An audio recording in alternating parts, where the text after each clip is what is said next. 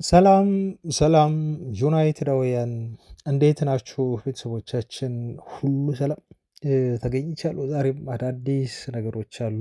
ፋብሪሶ ሮማኖ ይህን ዜና ከመስራቴ ከደቂቃዎች በፊት የዩናይትድ ቀጣዩ አሰልጣኝ ሳይሆን አይቀርም ይሄ ሰው ብሎ ቁርጡን ነግሮናል።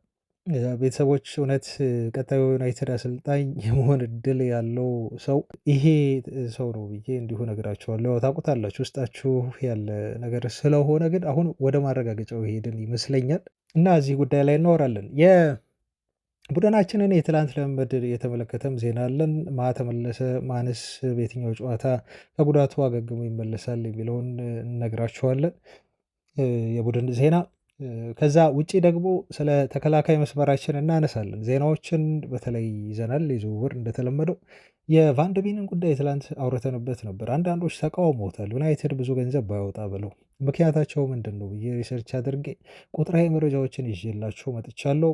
እሱን ነገር እነግራችኋለሁ። በጣም ጠቃሚ የሆነ መረጃ ነው። የተለመዱ የዝውውር ዜናዎችን እንዲሁ እናያለን። ዛሬ በተለይ ከትላንት የዛ አትሌቲክ ዘገባ የቀሩንን መረጃዎች እናያለን። ካርሎስ ባሌባ አሁንም የዩናይትድ የዝውውር አካል ነው። ልጁ ለማስፈረም ዩናይትድ ቆርጦ የተነሳ ነው የሚመስለው። ዛ አትሌቲክ ምን አለ ነግራችኋለሁ። ስለ ቹዋሜኒም የተጨበጠ መረጃ ይዤላችሁ መጥቻለሁ። ቤተሰቦች ለምን ቹዋሜኒ ላይ ትኩረት አደረጉ? የኢንዞ ፈርናንዴዝ ወደ ማንቸስተር ሲቲ ስም መነሳት ኢሌት አንደርሰንን ዩናይትድ እንዲያገኝ ይረዳው ይሆን ወይ?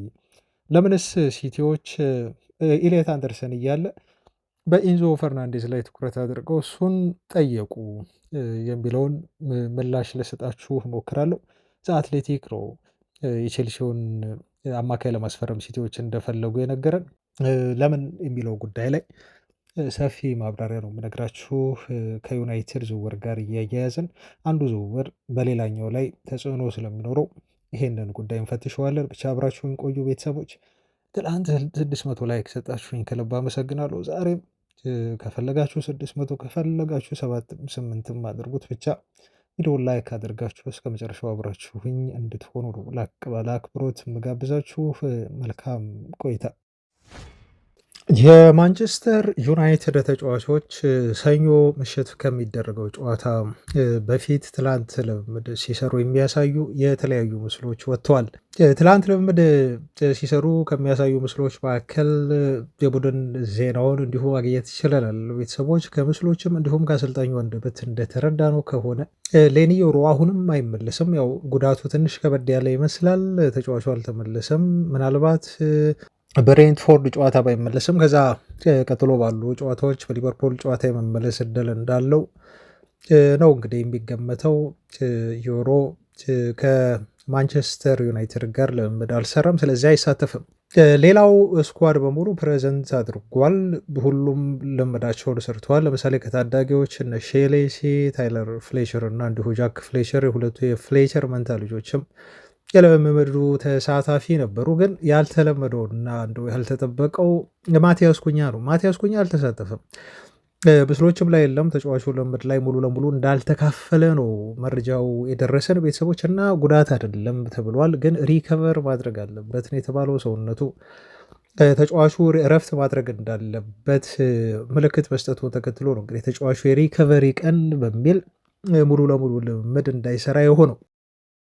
ስለዚህ በዛሬው ፕሮግራም ላይ እንዲሁም በነገው ፕሮግራም ላይ ማቲያስ ኩኛ በልምምድ ላይ ይመለሳል፣ ይሳተፋል። ከዛ ለሰኞ ጨዋታ ብቁ ይሆናል የሚል ሀሳብ አለ። ዩናይትድ በጣም ወሳኝና ቁልፍ ተጫዋች እንዲሁም ልዩነት ፈጣሪ ተጫዋች መሆኑ ማቲያስ ኩኛ እጅግ አስፈላጊ ይሆናል። እሱ መመለስ ለሰኞ ጨዋታ ያስፈልጋል፣ በተለይ ከበድ ያለ ጨዋታ ስለሚሆን ብሬንትፎርድ። እንዲሁም ልምምድ ላይ ከታዘብናቸው ካየናቸው ነገሮች መካከል ብሩኖ ፈርናንዴዝ ከቤንጃሚን ሼሽኮ ጋር የ100 ሜትር ሩጫ የሚመስል አይነት ውድድር ሲያደርጉ እንዲሁ ተመልክተናል። የመዝናናት መንፈስ ያለው ጥሩ የልምምድ ፕሮግራም እንደሆነ ተጫዋቾቻችን በፈገግታ ልምምዳቸውን እንደሰሩና በጣም ጥሩ ተነሳሽነት ላይ እንዳሉ ጥሩ ሞራል ላይ እንዳሉ ነው እዛ የተገኙ ጋዜጠኞች በሪፖርታቸውም የገለጹት፣ እኛም በቪዲዮ መታዘብ የቻልነው ማለት ነው። ቤተሰቦቻችን ብሩኖ ፈርናንዴዝ ሪከርድ ለመስበር ነው አሁን የሚጫወተው ማቲያስ ኩኛ። ካስታወሳችሁ የቼልሲን ጨዋታ ካሸነፍን በኋላ ከዚህ በኋላ ለእኛ ዋንጫ የሚሆነው ብሩኖ ፈርናንዴዝ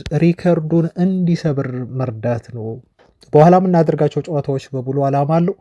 አላማችንም ብሩኖ የሊጉን ከፍተኛ አሲስት እንዲሰብር ማድረግ ነው ሲል አስተያየት መስጠቱ ይታወቃል። ብሩኖ ፈርናንዴዝ የሊጉን ከፍተኛ አሲስት ለመስተካከል 2 ብቻ ሲቀረው ከ5 ጨዋታዎች ተጫዋቹ 3 አሲስት የሚያደርግ ከሆነ ደግሞ በቴሪ ዳንኤል ሆነሪ ተይዞ የነበረውን ሪከርድ ከኬቨን ዲብሬን ጋር በጋራ ማለት ነው እሱን ሰብሮ ለዩናይትድ አውሮፓ ሻምፒዮንስ ሊግ እንዲገባ ትልቁን ድርሻ ተወጥቶ የፕሪሚየር ሊጉ ዓመቱ ምርጥ ተጫዋች ለመባል ትልቁን ፐርሰንቴጅ ይዞ ብሩኖ ፈርናንዴዝ ሲዝኑን ያጠናቅቃል ማለት ነው።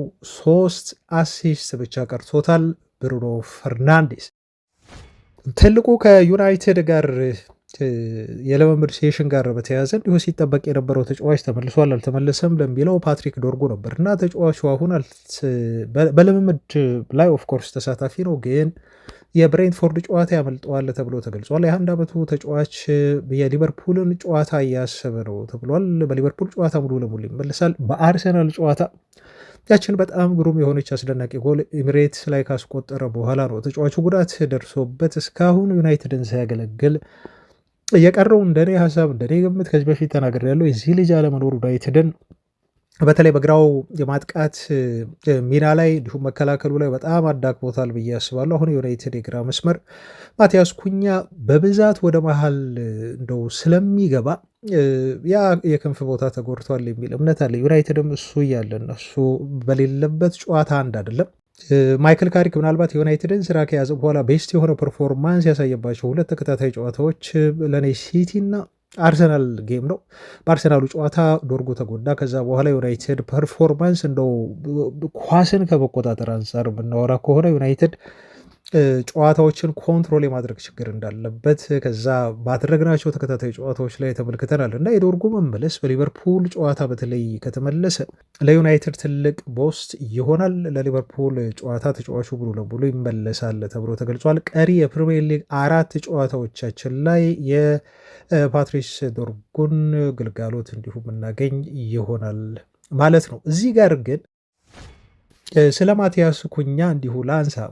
ካስታወሳችሁ ቤተሰቦች ማይክል ካሪክ ልክ እንደመጣ ከአሞሪም እንደተረከበ አንድ ነገር ነበር ያደረገው። እሱም በጣም የድፍረት የሚመስል ግን በጊዜው እኔንም ግራ ጋብቶ የነበረ ውሳኔ ሲወስን ነበር። እሱ ማቲያስ ኩኛን ማስቀመጥ ነው እና ቤንጃሚን ሴስኮን ማስቀመጥ ከቤንች እያስነሳ ሲያጫወታቸው ነበር። ከአርሰናሉ ጨዋታ በኋላ ግን ያው ስለተጎዳበት ዶርጉ ካሪክ ያደረገው ነገር ምንድን ነው? ቤስት አድርጎ እንዲሁ ማሰለፍ ነው ያለው አማራጭ ማለት ነው። ግን ማቲያስ ኩኛ ይሄ ስለዚህ ጉዳይ ተጠየቀ፣ ስለ ካሪክ ስለወሰናቸው ውሳኔዎች እና አንዳንድ ጉዳዮች ተጠይቆ ሰሞኑን የሰጠው ምላሽ እንደዚሁ ስላለ ነው ይሄን ሀሳብ ላነሳላችሁ የፈለግኩት። ምን አለ መሰላችሁ? ኩኛ ካሪክ ስራውን እንደያዘና እንደመጣ አንድ የነገረኝ ነገር ይሄን ነው አለ።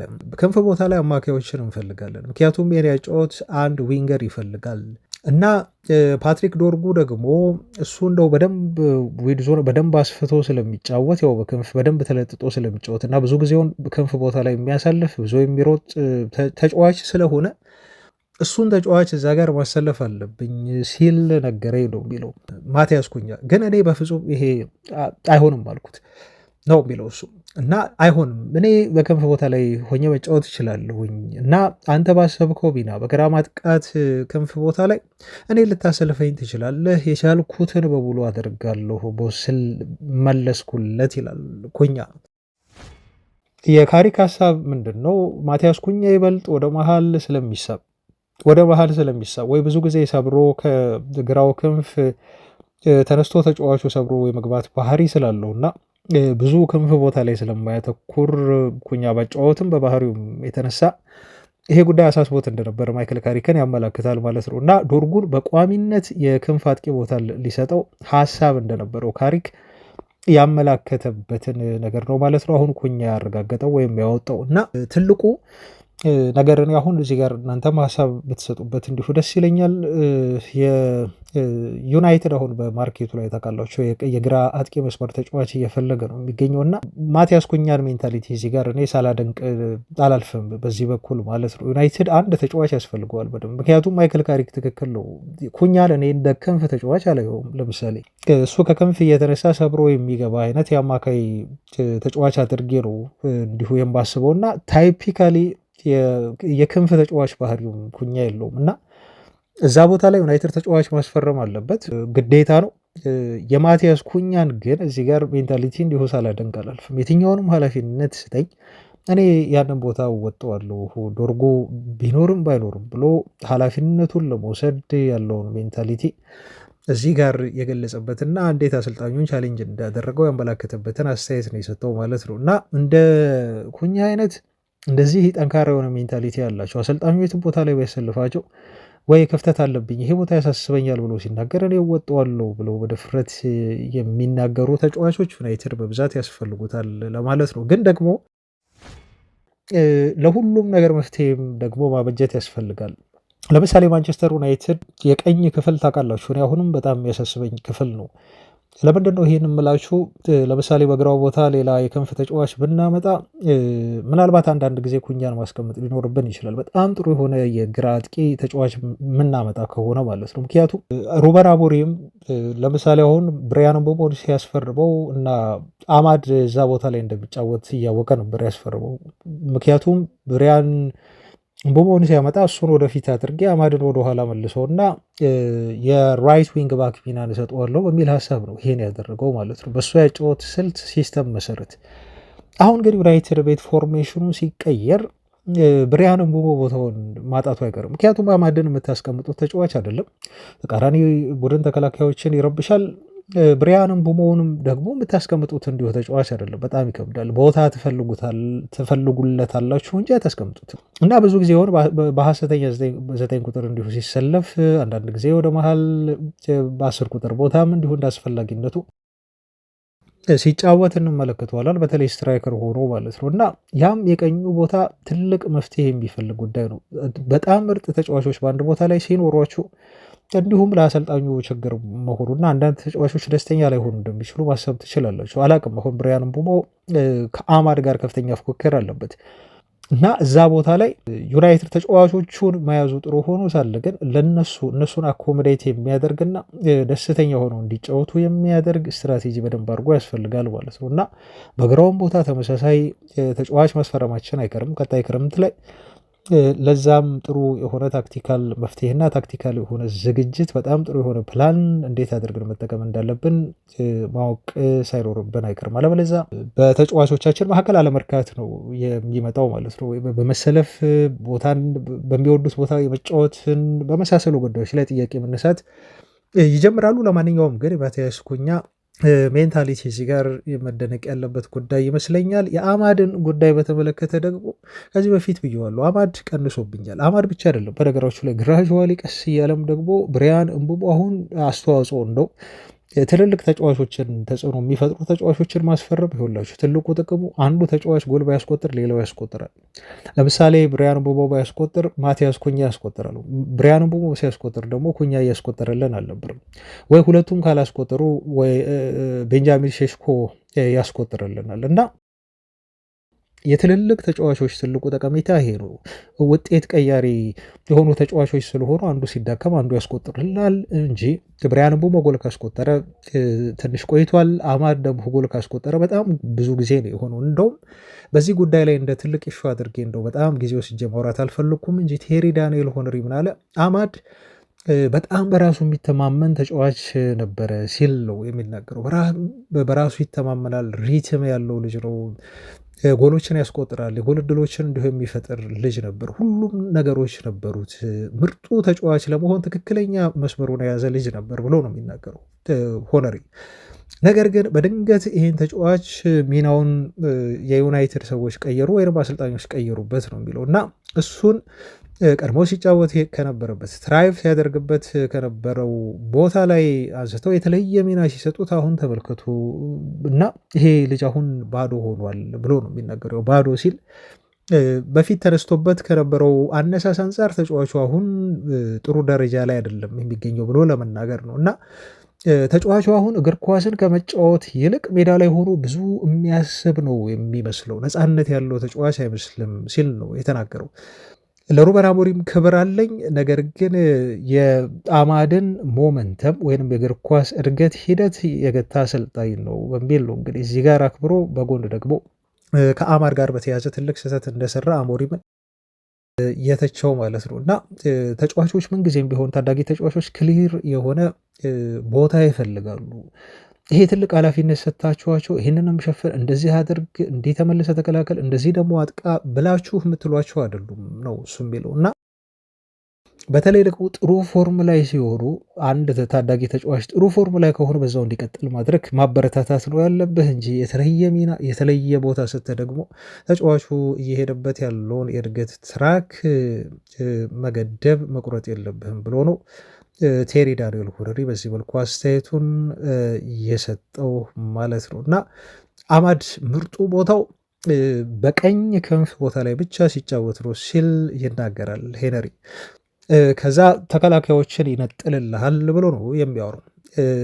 ከንዳ ቀንጥሶም እንደዚሁ ሰብሮ መግባት ይችላል። እንዲሁም በኮምቢኔሽን በደንብ አድርጎ መጫወት ይችላል እና ቦክስ ውስጥ በመግባትም እንደዚሁ ጥቃት ማድረስ የሚችል ተጫዋች ነው። ግን ባልሆኑ ቦታዎች ላይ እንዲጫወት በማድረግ ውስብስብ የሆኑ ታክቲካዊ ጉዳዮችን በመስጠት ግን ነፃነቱን አሳጥተህ ግሩም የሚመስሉ የእግር ኳስ ሕይወቱን በዚህ መልኩ መጉዳት የለብህም በሚል ምን ያህል አማድ አሁን ላለበት ፎርም ሩበን አሞሪም ሁሉ ተጠያቂ እንደሆነና ሚናው መቀየሩ በራሱ ምናልባት የብሪያን ምቡሞ መምጣትም ሊሆን ይችላል ለተጫዋቹ ሚና የገደበበት፣ ግን አሁንም ቢሆን ከብሪያን ምቡሞ በተሻለ በዛ ቦታ ላይ በዛ ሜዳ ላይ እየተጫወተ ነው የሚገኘው። ግን ፎርሙን እድገቱን ገድቦታል ብሎ ቴሪ ዳንኤል ሁነሪ በዚህ መልኩ ተናግሮለታል ማለት ነው። ለማንኛውም በዚህ ጉዳይ ላይ ያላችሁን ሀሳብ እናንተም ብታከፍሉኝ ኮሜንት ላይ ደስ ይለኛል፣ እመለከተዋለሁ። ወደ ቀጣይ ዜና ደግሞ ልለፍ ቤተሰቦች። አሁን እዚህ ጋር ማነሳላችሁ ዜና ብሬኪንግ ነው፣ ፋብሪሶ ሮማኖ ያወጣው ነው። ከደቂቃዎች በፊት የዘገበው መረጃ ነው። የዩናይትድን አዲስ አሰልጣኝ ቅጥር በተመለከተ ፋብሪሶ ሮማኖ እንደዚህ ሲል ተናገረ። ማይክል ካሪክ ቀጣዩ ማንቸስተር ዩናይትድ አሰልጣኝ ለመሆን በጣም ሲሪየስ የሆነ እድል አለው፣ ፖሲቢሊቲው በጣም ሲሪየስ ነው አሁን ሲል ገለጸ። በዩናይትድ ሰዎች በውስጥ ያለው እሳቤ ማይክል ካሪክ በደንብ ኢምፕሬስ እንዳደረጋቸው ነው። ፖዘቲቭ የሆነ ነገር አለ። ስለሱ ያለው አመለካከት በጣም ላቅ ያለ ነው በዩናይትድ አመራሮች፣ በተጫዋቾቹም፣ በአመራሮቹም፣ በባለቤቶቹም በኩል ማይክል ካሪክን የሚወዱበት 3 ምክንያት አላቸው። አንደኛ በታክቲካል አፕሮቹ ለዩናይትድ ተስማሚ የሆነ አቀራረብ ይዞ መጥቷል ብለው ያምናሉ። ከዛ በላይ ደግሞ ተጫዋቾቹ ወደውታል አሰልጣኙን። ይሄን ነገር ደግሞ በጣም ተረድተዋል ከሮማን አሞሪም ጊዜ ከነበረው በተቃራኒ ማለት ነው። ከዛ ውጭ ደግሞ በጣም ጠቃሚውና ትልቁ ነገር አሰልጣኙ ከተጫዋቾቹ ጋር የፈጠረው ላቅ ያለ መግባባት ፐርሰናሊ እያንዳንዱ ተጫዋች ትሪት የሚያደርግበት መንገድ ሲኒየሮቹን እና ይሄ ታዳጊ ተሰጥኦ ያላቸውን ልጆች እንደ ኮቢ ሜኖን ጨምሮ ለምሳሌ እስከ ካሳሜሮ ጀምሮ እስከ ኮቢ ሜኖ ድረስ የያዘበት መንገድ እና ትሪት የሚያደርግበት መንገድ የዩናይትድ ሰዎች ትልቅ ቦታ የሰጡት ነገር ነው ብሎ ነው ፋብሪሶ በዚህ መልኩ የተናገረው ማለት ነው። እና በእነኚህ ምክንያቶች የተነሳ ማይክል ካሪክ የዩናይትድ ቀጣዩ አሰልጣኝ ለመሆን ትልቅ እድል አለው፣ በጣም ሲሪየስ የሆነ ትልቅ እድል አለው ብሎ እሱ ገልጾታል ማለት ነው። ቅድም ከዚህ በፊት አውርቻችሁ ከነበር ቤተሰቦች ያው ታስታውሳላችሁ፣ አውርቻችኋለሁ፣ በተደጋጋሚ ያወራንበት ጉዳይ ነው እና ኒክሊስማን የዩናይትድ አሰልጣኝ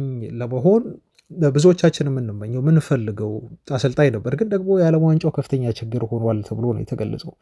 ዩናይትድ አሰልጣኝ ለመቅጠር ቋሚ እንቅስቃሴ ያደረገበት ወቅት ጥሩ የሆነ ወቅት አይደለም። ዓለም ዋንጫ ወቅት ጊዜ ላይ እያለን ነው አሰልጣኝ ፍለጋ ወደ ማርኬት ወደ ገበያ ወጣ ነው። ዓለም ዋንጫው ደግሞ ልክ አሁን የሲዝን እንዳለቀ ትኩረቶች በሙሉ ወደ ዓለም ዋንጫው ነው የሚሆኑት።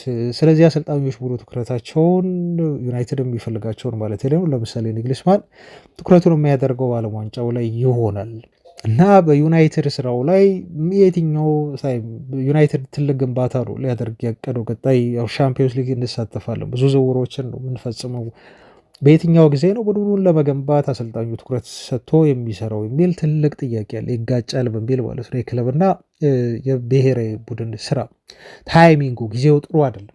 በዚህ ምክንያት እነኚህ ሁሉ ነገሮች ሲደማመሩ ዩናይትድ የሚፈልጋቸው ትልልቅ አሰልጣኞች ወይ ኮንትራታቸውን ሊያረዝሙ ነው ወይ ደግሞ በብሔራዊ ቡድን ስራ ስለተወጠሩ በተለይ ቶማስ ቱኸልን በጣም አጥብቀው ይፈልጉት ነበር። እነኚህ ሁሉ ምክንያቶች ለማይክል ካሪክ ሁኔታዎችን መንገድ አበጃጁ፣ ጠራረጉለት እና አሁን በማንቸስተር ዩናይትድ ስራውን የመያዝ ሲሪየስ የሆነ በጣም ሲሪየስ ነው የምላቸው። ይሄ ብሬኪንግ ዜና ነው። እኔ እውነት መንጌ የተናገር ካላችሁኝ ሰሞኑንም ስጠይቆኝ ነበር ምን ይመስልሃል አንተ ያለው ሁኔታ እያላችሁ ማለት ነው። እኔ እንደ ግሌ ኔግሊስማን ፕላስ ካሪክ አብረው ቢሰሩ ጥሩ ነው ብዬ አስባለሁ። ምናልባት ኔግሊስማን ግንኙነት ከተጫዋቾች ጋር ያለው ግንኙነት ትንሽ አስቸጋሪ ቢሆንበት እንኳን እንግሊዝ ሊግ ለመምጣት ለመስራት የመጀመሪያው ስለሆነ እና ከእድሜውም አንጻር እንዲሁ ገና ነው እድሜው 34 አይ ቲንክ 34 ወር 35 እርግጠኛ አይደለሁም፣ ብቻ 35 አካባቢ ቢሆን ነው ወይ እድሜው፣ ከዛ የሚበልጥ አይመስለኝም ኔግሊስማን። እና ይሄ አሰልጣኝ በማንቸስተር ዩናይትድ ቤት ከተጫዋቾች ጋር እንደው የመግባባት ችግር ቢገጥመው እንኳን ማይክል ካሪክ ካለ እሱ እንደ ድልድይ ያገለግላል፣ ያግባባቸዋል፣ ጥሩ እንዲሰሩ ያደርጋቸዋል በሚል እሳቤ ነው ብዙ ነገር ሊያግዘው እንደሚችል ስላሰብኩ ሁለቱ አብረው ቢሰሩ እኔ ይሄ በጣም ቤስት እቅድ ነው ብዬ ነው በግል የማስበው። ግን ደግሞ አሁን ሁኔታዎች እያሳዩ ነው ያሉት፣ እየጠቆሙ ነው ያሉት፣ መረጃዎች በሙሉ እያመሩ ነው ያሉት ማይክል ካሪክ ዩናይትድን አሰልጣኝነት ሊረከብ መሆኑን ነው። አሁን እኔ የማውቀው ይሄን ነው ቤተሰቦች። ማይክል ካሪክ ቀጣዩ የማንቸስተር ዩናይትድ አሰልጣኝ ለመሆን በጣም በጣም በጣም ሰፊ እድል አለው። ድንገተኛ ውሳኔዎች ሊወሰኑ ይችላሉ፣ እሱን አላውቅም፣ አብረን የምናየው ይሆናል። ግን ከዛሬው ከፋብሪሲዮ ሮማኖ ሪፖርት እንደምንረዳው ከሆነ ከአሰልጣኝ ቅጥር ፕሮሰሱ ከመጀመሪያ እስከ መጨረሻው እንዳየሁት ከሆነ ነገሮች ሁሉ ወደ ማይክል ካሪክ በጣም ያደሉ ናቸው። ዜናዎቻችን እንደቀጠሉ ናቸው ቤተሰቦች። የትላንት ቪዲዮን እንደጠየኳችሁ 600 ላይክ ሰጥታችሁኛል። ከልብ ነው የማመሰግነው። እውነት ቤተሰቦቼ እንዲያድርጉ ስላችሁ ስለምታደርጉ ስለምታበረታቱኝ በጣም በጣም አመሰግናለሁ። ዛሬም እንደፈለጋችሁ ላይክ አድርጉት። ከፈለጋችሁ 800 ከፈለጋችሁም 600 ያደረጋችሁት በሙሉ ይመቸኛል። ላይክ እንድታደርጉት ብቻ ላስታውሳችሁ በሚል ነው። ወደ ቀጣይ ዜና ሳልፍ የዝውውር ዜና ነው ማነሳላችሁ። በሁለተኛው የመረጃ ክፍላችን ላይ ስለ ተከላካይ ትናንት እናወራ ነበር እና መጀመሪያ አንድ የሞንዶ ዲፖርቲቮን ዜና ላድረሳችሁ። ሞንዶ ዲፖርቲቮ እንደዘገበው ከሆነ የኢሊቼው የተከላካይ መስመር ተጫዋች ዴቪድ አፊንጉርቦ የተባለ ልጅ ይፈልጋሉ እና ይሄ ልጅ አሁን በዚህ ሲዝን በተለይ ከኢሊቼ ጋር ባሳየው አስደናቂ የሆነ ብቃት ምክንያት ይሄን አውስትሪያዊ ሴንተር ባክ ለማስፈረም ከሚፈልጉት ተጫዋቾች መካከል ዩናይትድ አንዱ እንዲሆን አድርጎታል። ኮንሲስተንትሊ ነው ተጫዋቹ ፐርፎርም እያደረገ የሚገኘው፣ በእርጋታ ነው የሚከላከለው ተብሏል። ኳስ ጋር ያለው ምቾት ተጫዋቹ በዩናይትድ አይን ውስጥ እንዲገባ አድርጎታል። ስትሮንግ የሆነ ዲፌንሲቭ ዲስፕሌይ በማድረግ በላሊጋው በዚህ ሲዝን እየተሞካሹ ካሉ ተከላካዮች መካከል አንዱ ነው እና ዩናይትድ ይህን ልጅ የተከላካዮች ሾርት ሊስት ውስጥ አስገብቶታል ተብሏል። ርካሽ የሆነም አማራጭ ይመስላል። 30 ሚሊዮን ዩሮ ነው ገንዘብ የተለጠፈበት። ስለዚህ ዩናይትዶች ይህን ተጫዋች ለማስፈረም ፍላጎት አላቸው ተብሏል። የማርኬት ቫሊዩን ግን ካያችሁ በትራንስፈር ማርኬት ዌብሳይት ላይ ሄዳችሁ ተጫዋቹ 6.2 ሚሊዮን ዩሮ ነው ያወጣል ተብሎ የተተመነው፣ ግን ኢሊቼዎች እስከ 30 ሚሊዮን ዩሮ ይጠይቁበታል ነው ያለው ሙንዶ ዲፖርቲቮ ጋዜጣ።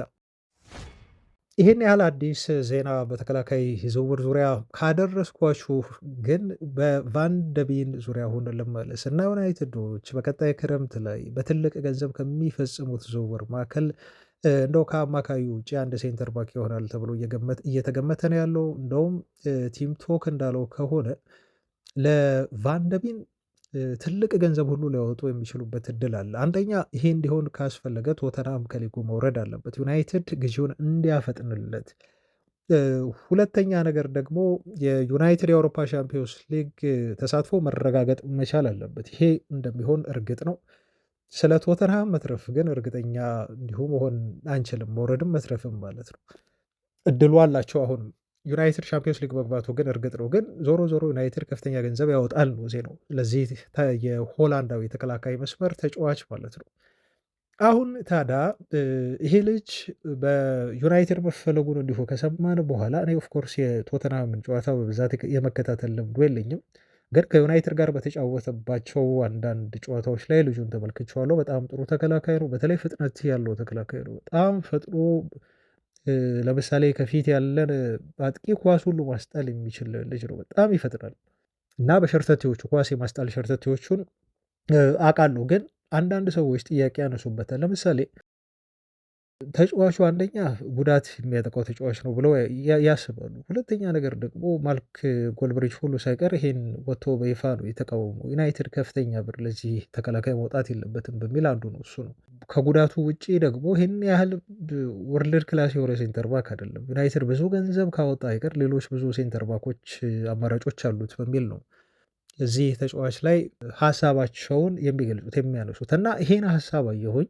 እኔ ልጁን ብዙ አልተመለከትኩም ነግሬያችኋለሁ። አንዳንድ ቶተናም ጨዋታዎችን እንደው በድንገት ከዩናይትድ ጋር ሲጫወቱ ከማየት ውጪ ሆን ብዬ አልተከታተልኩትም። አስፈላጊ ከሆነ እናየውና እናወራበታለን። ግን ይሄን የእነሱን ሀሳብ አይቼ እስቲ ያለው ንጽጽር ምን ይመስላል፣ በተለይ አሁን ከዩናይትድ ጋር ካሉ ተከላካዮች አንጻር እና የእሱን ስታት ወስጄ እንዲሁ ለመመልከት ሙከራ አደረግኩኝ። ዘ አትሌቲክ ጋዜጣ እንዳለው ከሆነ ሄቨን እና ዮሮ የማንቸስተር ዩናይትድ የቀጣዮቹ 10 ዓመታት ጥሩ የሆነ ጥምረት ይፈጥራሉ ተብለው የሚታሰቡ ተከላካዮች ናቸው። ዩናይትድ ቤት ውስጥ ያለው እሳቤ ይሄ ነው።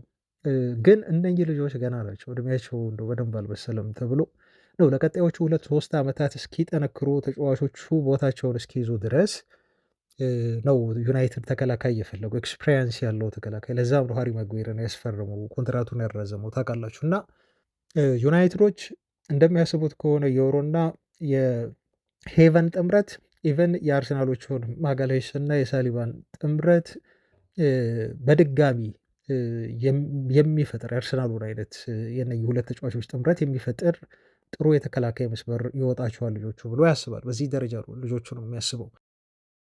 ስለዚህ አሁን እንደው ቀደም ከነገርኳችሁ እንደው ወቀሳ ብቻ እንዳይሆንብኝና ይሄን ተጫዋች ለምን ጥሩ አይደለም መንጌ ያልክ እንዳትሉኝ ከሄቨን ጋር ያለውን ንጽጽር የቫን ደ ቢክን ልንገራችሁ። እድሜ ስናየው ቫንደቢን ተጫዋቹ 25 ነው። ሄቨን 19 ዓመት ነው።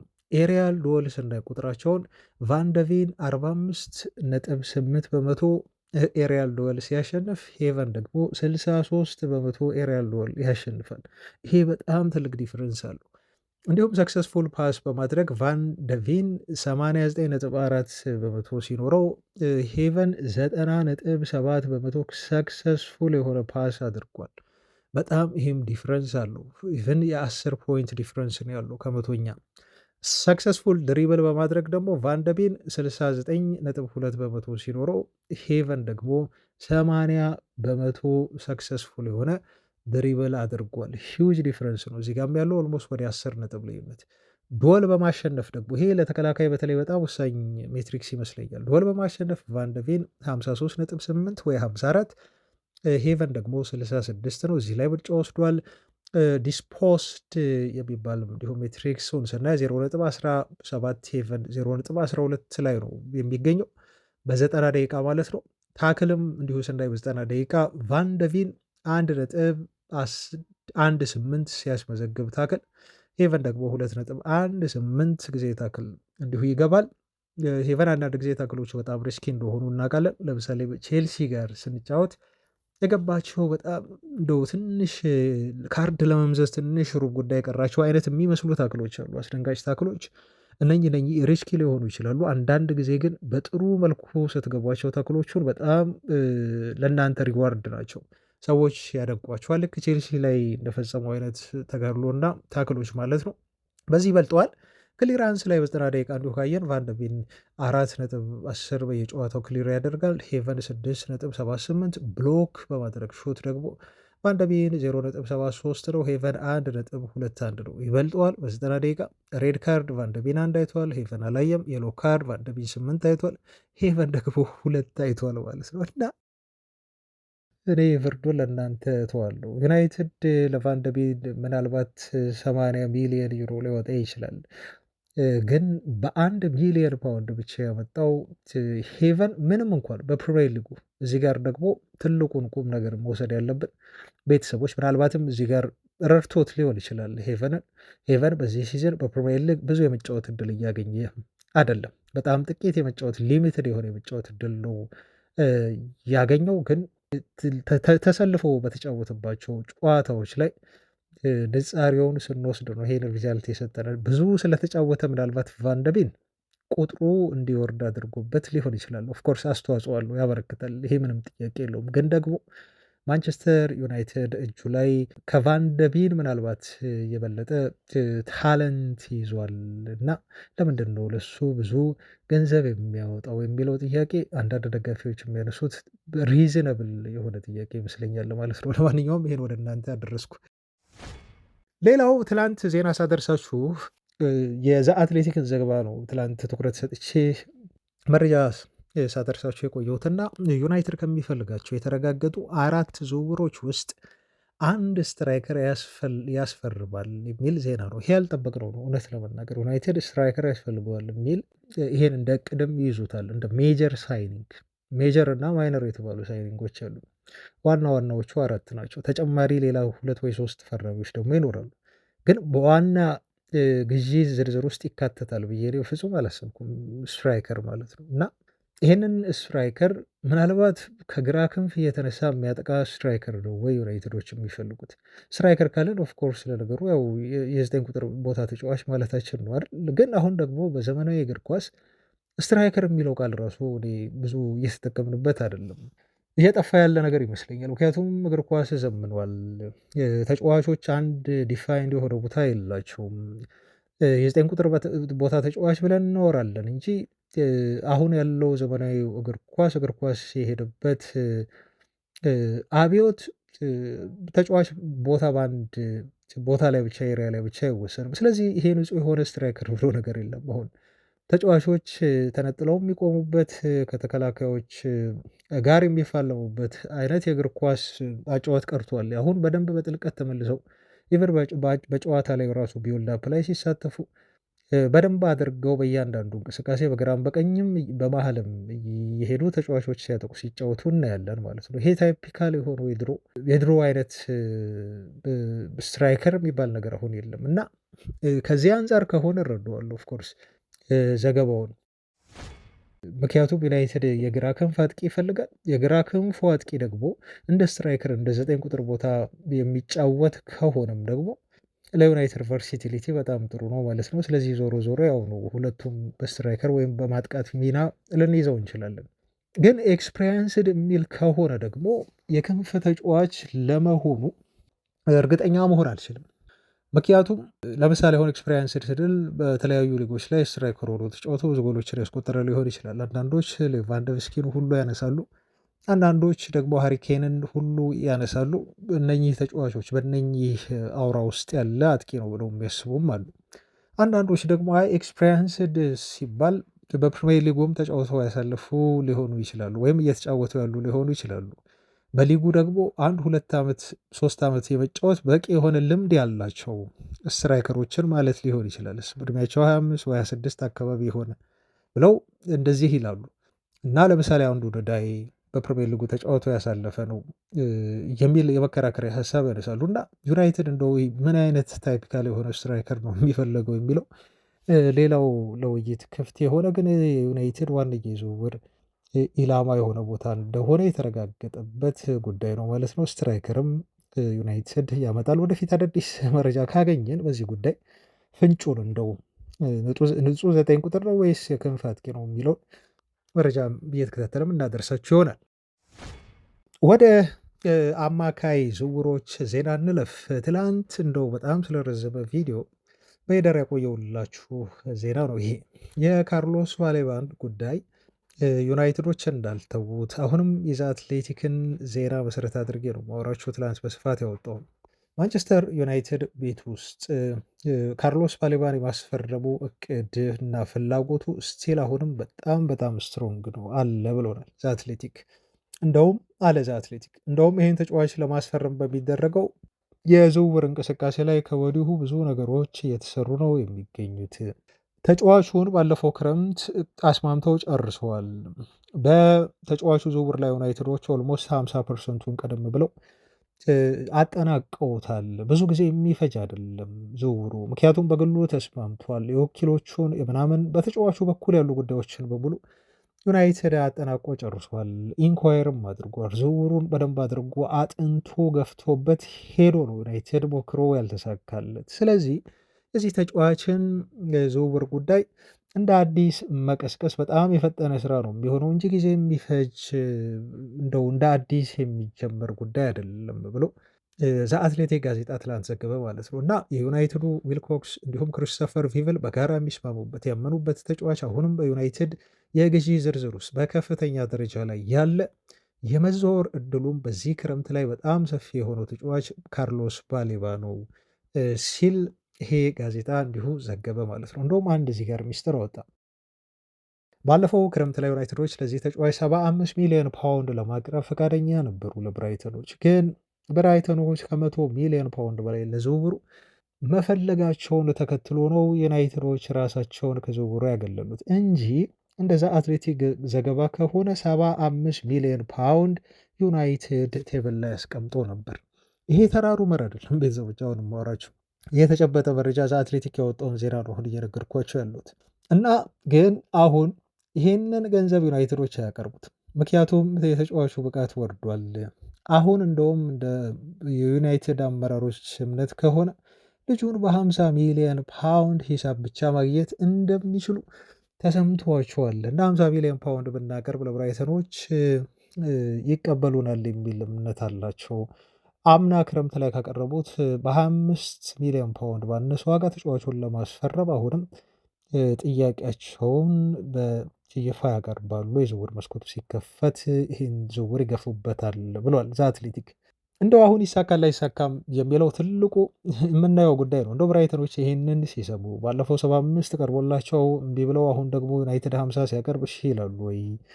ልጁ ጥሩ ሙድ ውስጥ አይደለም። ያለ ልጁ ፍላጎት ነው ያቆዩት። ለዛም ይመስላል ልጁ ሲዝኑን በሙሉ ጥሩ ሳይጫወት ሳይንቀሳቀስ ቀርሶ ባለፈው ከቼልሲ ጋር ሲጫወቱ ሲዝኑ ሊጠናቀቅ 5 6 ወይ 8 ጨዋታ ሲቀረው የጨዋታ ኮከብ ያስባለውን እንቅስቃሴ ማሳየት የጀመረው በዚህ ምክንያት ነው። እና ምንም አማራጭ የላቸውም ብራይተኖች ከመሸጥ ውጪ ብለው አንዳንድ ሰዎች ደግሞ ያስባሉ። አንዳንድ የእግር ኳስ ቤተሰቦች ደግሞ ይጠራጠራሉ። ብራይተኖች ይህን ጉዳይ ይቀበሉታል ወይ? ሆን ተብሎ በልጁ በኩል የተደረገ ዝውውሩን ለማድረግ የተደረገ ነገር ስለሆነ እንደው ዩናይትዶች ይሄን ሲያደርጉ እየተመለከቱ ልጁን የመልቀቅ ለዩናይትድ ቀላል ያደርጉታሉ ዝውውሩን የሚለው ወደፊት አብረን የምናየው ይሆናል። አስቸጋሪ ሊሆኑ እንደሚችሉ ብራይተኖች ግን ደግሞ ከፍተኛ ሪስክ አለው። 75ቱን ውድቅ ሲያደርጉ ሪስክ ወስደው ውድቅ ያደረጉት።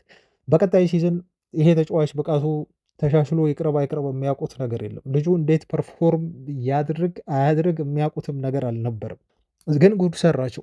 በጣም ነው የደነገጡት። እርግጠኛ ነኝ አመራሮቹ በጣም ሾክ ሆነዋል እና ማሰባቸው አይቀርም። እንደው እኔ በ50ም ይሸጡታል የሚል እምነት የለኝም ኦፍኮርስ እውነት ለመናገር ምክንያቱም ልጁ ኳሊቲ እንዳለው እኮ ጠንቅቀው ያውቃሉ። ዩናይትድ ቤት ውስጥም ኳሊቲው እንዳለው ባሌባ በደንብ ነው የሚታወቀው። ግን ትልቁ ችግር ይሄ ልጅ አሁን በብራይተኖች እንደው ባያሸጡት ቀጣይ ክረምትም ላይ በቃ አይ 100 ነው የምንፈልገው ከ100 በታች አንሸጠውም ብለው ቢሉ ኮንትራቱ 2 ዓመት ብቻ ነው የቀረው። አያችሁ ትልቁ ሪስክ እዛ ጋር ነው። የዩናይትድ ሰዎችም ካልኩሌት ያደረጉት ይሄንን ነው። ተጫዋቹ 2 ዓመት ኮንትራት ይቀረዋል። ቀጣይ አንሸጠውም ብለው ካቆዩት የሚቀረው 1 ዓመት ብቻ ነው። ስለዚህ 1 ዓመት ቀሪ ኮንትራት ያለውን ተጫዋቹ ደግሞ አሁን ባለው አቋም የፈለገ ኮንትራት ቢሰጡት የሚፈርም ልጅ አይደለም። አቂሙባቸዋል። ባለፈው ክረምት መዘዋወር ይችል ነበር። 75 ቀርቧል ለእኔ በቂ ነው ብሎ የሚያስብ ልጅ ነው። 75 ሚሊዮን ፓውንድ እኔን ለማዘዋወር ከበቂ በላይ ነው። ሲያስፈርሙት እሱን 30 ነው 25 ሚሊዮን 30 ሚሊዮን ዩሮ ነው ያወጡበት እሱን ከፈረንሳይ ሲያመጡት። ስለዚህ አትርፋችኋል፣ በደንብ አግኝታችኋል፣ ልቀቁኝ የሚል ጥያቄ ልጁ አቅርቦ ነበር በውስጥ። ይሄን አልፈቀዱለትም። አሁን አዲስ ኮንትራት በየትኛውም ሁኔታ እንደማይፈርም ተጫዋቹ በደንብ አረጋግጦ ሁኔታው ነግሯቸዋል። ስለዚህ ቀጣይ ክረምት ካልተሸጠ 1 ዓመት ኮንትራት ይቀረዋል ማለት ነው።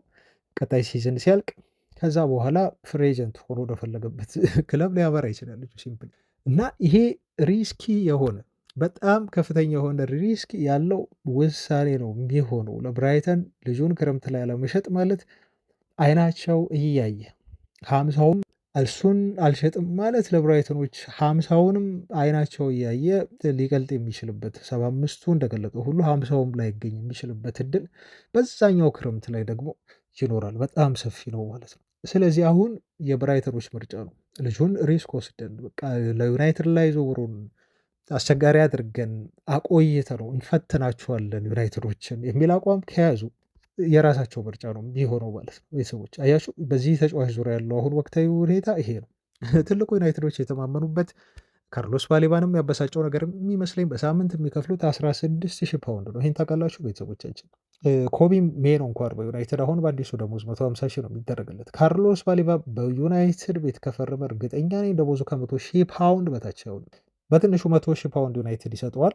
ኢትስ ኦኬ በቃ ጥሩ የሆነ ደሞዝ ነው አሁን ባለው የዩናይትድ ደሞዝ ስታንዳርድ እና ይሄ ልጅ በጣም ብዙ እጥፍ ደሞዝ ነው የሚያገኘው። አትሊስት የአንድ ዓመት ለዩናይትድ ፈርሞ ቢሆን ኖሮ ማግኘት የነበረበትን ደሞዝ አሳጥተውታል እነኚህ ሰዎች ብራይተኖች። ስለዚህ ልጁ ብራይተን ላይ አሁንም ማቄሙና ቀጣይ ክረምት ላይ በተለይ ወደ ማንቸስተር ዩናይትድ እንዲለቁት ልጁ የቻለውን በሙሉ ሊያደርግ እንደሚችል የዩናይትድ አመራሮች ይሄን ይረዳሉ። ባለፈው ክረምት ላይ ግፊት አላሳደረም፣ የልቀቁኝ ደብዳቤ አላስገባም። ልጁ ግን እንዲለቁት ወደ ዩናይትድ እንዲለቁት ፍላጎት ነበረው። ይህን ደግሞ እነሱ በደንብ በውስጥ ያውቃሉ። ዘንድሮ ግን ካርሎስ ባሌባ የተለየ አካሄድ ሊከተል ይችላል ዩናይትድን ለመቀላቀል ሲል ብራይተኖችም የመልቀቅ እድላቸው ሰፊ እንደሆነ ነው ተአማኝ የተባለው ፋብሪሶ ሮማኖ ዋነኛ የዝውውር ኢላማ እንደሆነ እንዲሁም ዘአትሌቲክ ጋዜጣ ደግሞ ዝውውሩ አሁንም ኦን እንደሆነ በስፋት የዘገበው።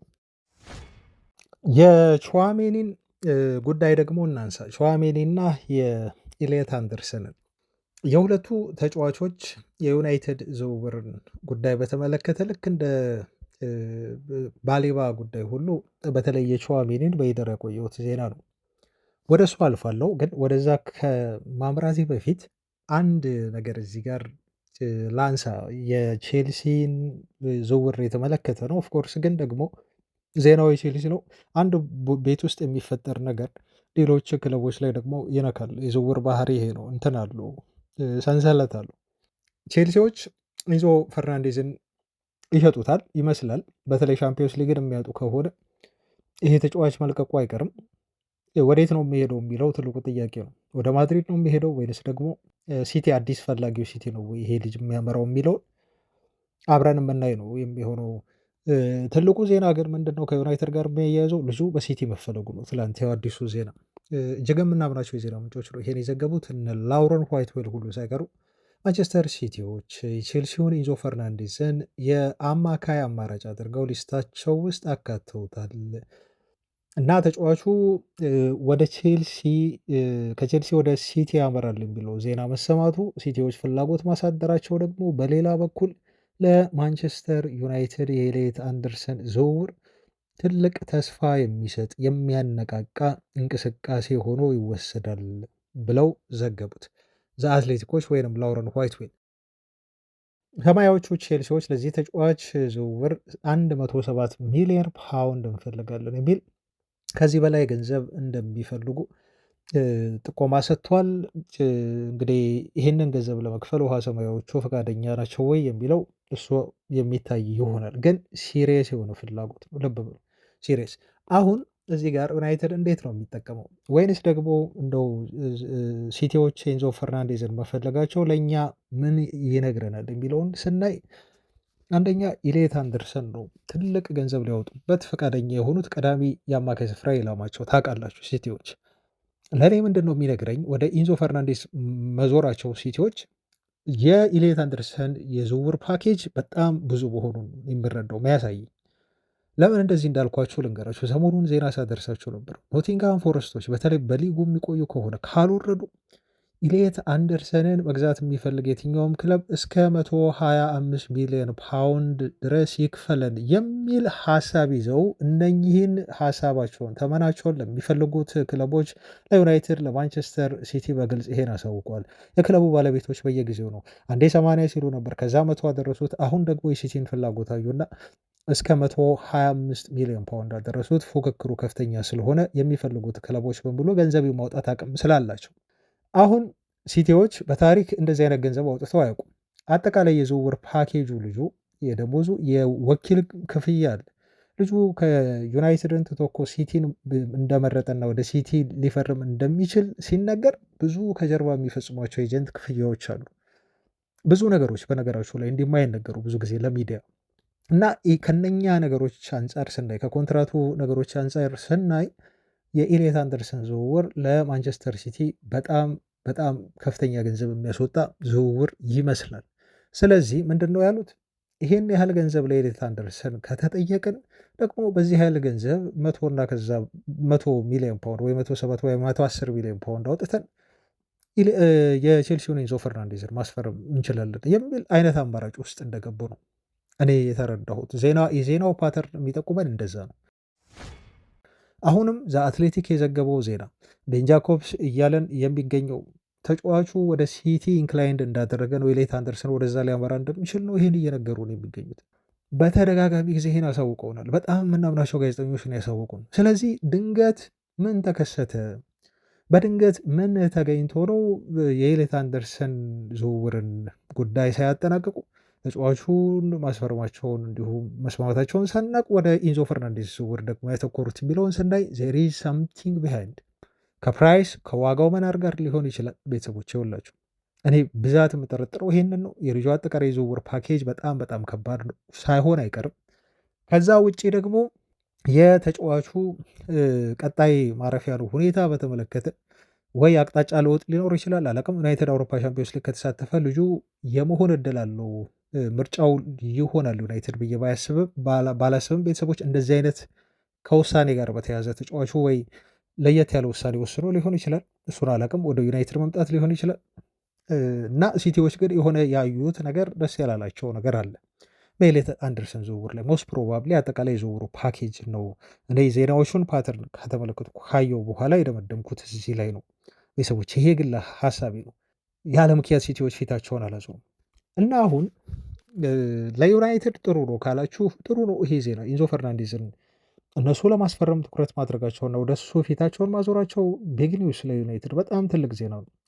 ግን ደግሞ ሲቲ ማውጣት ያልፈቀደውን ሲቲ ያልቻለውን የአጠቃላይ ገንዘብ ፓኬጅ ዩናይትድ ስለዚህ ተጫዋች 125 ሚሊዮን ፓውንድ ለማውጣት ፈቃደኛ ነው? እሱን ቢግ ኩዌሽን፣ ይሄ ትልቅ የሆነ ጥያቄ ነው። እሱን በትልቅ ጥያቄ ምልክት ውስጥ እናስቀምጠው ማለት ነው። ቤተሰቦቻችን አያችሁ እና የዚህ ልጅ ዝውውር አጠቃላይ ከባድ እንደሆነ እኔ እየተረዳሁኝ ነው።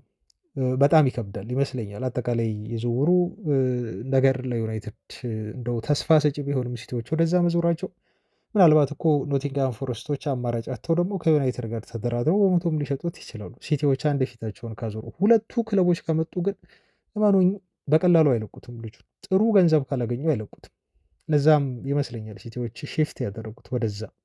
አንደኛ ይሄ ነው። ሁለተኛ ወደ ቹዋሜኒ ጉዳይ ልለፍ።